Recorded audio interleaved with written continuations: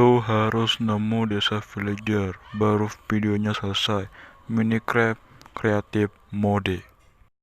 Yo, hey, balik lagi di channel Dorakan. Kali ini saya bakal mau bikin challenge. Harus nemu desa villager, baru videonya bisa selesai. Waduh, gimana kalau nggak nemu nih? Bisa sampai 1 jam videonya ya. Semoga aja enggak. Aduh. Oke, langsung aja kita bikin dunia ya. Karena bisa mode kreatif, jadi kita pakai mode kreatif aja deh. Di sini koordinatnya kita aktifin. Itu harus diaktifin juga. And ya udah dah. Oke. Wah, notifikasi siapa ini?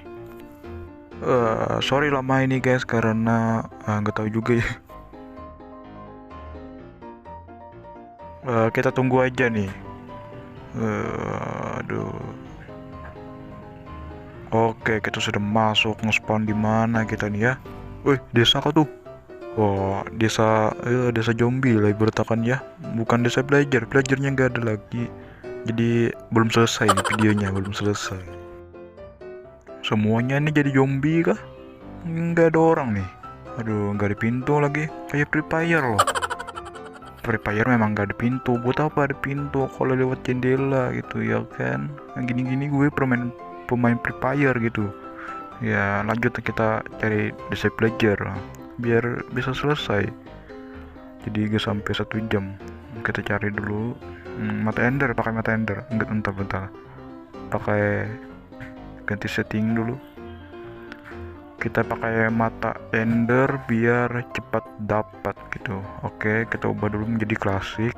Sip. Nah, ayo kita cari mata ender ya untuk nyari desa.